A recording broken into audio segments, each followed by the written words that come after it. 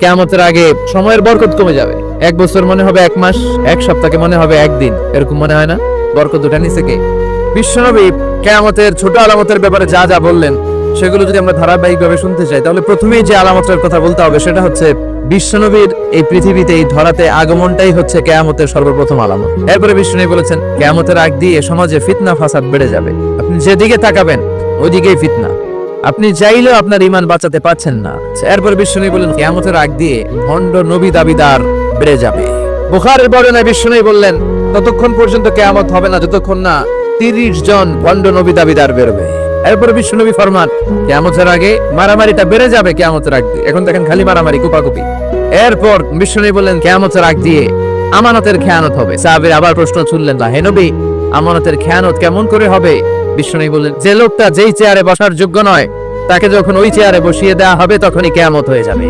এরপর বিশ্বনবী বললেন তাতাউল ফিল বুনিয়ান, কিয়ামতের আগে বড় বড় টাওয়ার বানানোর প্রতিযোগিতা শুরু হয়ে যাবে।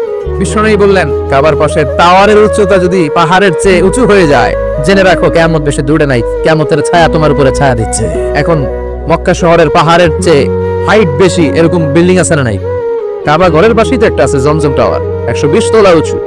এরপর বিশ্বনবী বললেন কিয়ামতের আগে পোশাক পরিহিতা উলঙ্গ নারীদের সংখ্যা বেড়ে যাবে। পোশাক পরিহিতা উলঙ্গিনী মানে বোরকাও পড়বে, বোরকাওয়ালি, তিনি বোরকা পরেন কিন্তু টাইট ফিটিং বোরকা। এই নারীগুলো জান্নাতে তো প্রবেশ করবেই না, জান্নাতের ঘ্রাণও নাকে লাগবে না।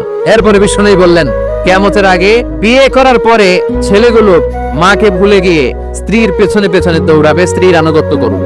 এরপর বিশ্বনবী বললেন কিয়ামতের আগে মসজিদ নিয়ে অহংকার শুরু হয়ে যাবে। ওই মসজিদ টাইলসের মসজিদ, আমরা এসি লাগাবো, ওইটাতে 3 তালা করছে আমরা 5 তালা করবো, ডিজাইন করবো এগুলা, কিন্তু আমরাও যে নামাজ পড়বো এই চিন্তা নাই।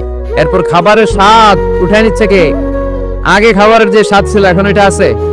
বিষ্ণু বললেন কিয়ামতের আগে লোকজন শুধু পরিচিতদেরকে সালাম দিবে, অপরিচিতদেরকে সালাম দিতে চাইবে না।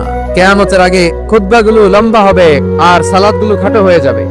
এরপরে বিষ্ণু বললেন কিয়ামতের আগে ভূমিকম্প বেড়ে যাবে, আছে না নাই? কিয়ামতের আগে আত্মহত্যা বেড়ে যাবে, আছে না নাই? কিয়ামতের আগে ঢোল বাদ্য নাচানাচি বেড়ে যাবে, আছে না নাই? আপনি দফ বাজাতে পারবেন, দফ চেনেন? ঢোলের 2 দিক আটকানো, দফের 1 দিক আটকানো 1 দিক খোলা, এটা বাজিয়ে আপনি নাশিদ পরিবেশন করতে পারবেন, সমস্যা নাই। বিশ্বনবী বললেন আমি ঢোল বাদ্য তবলা হারমোনিয়াম এগুলোরে ভেঙে মাটির সাথে গুড়িয়ে দেওয়ার জন্য এসেছি, আর ওই নবীর উম্মতকে বাজারে ঢোল বাজারে বাঁশি।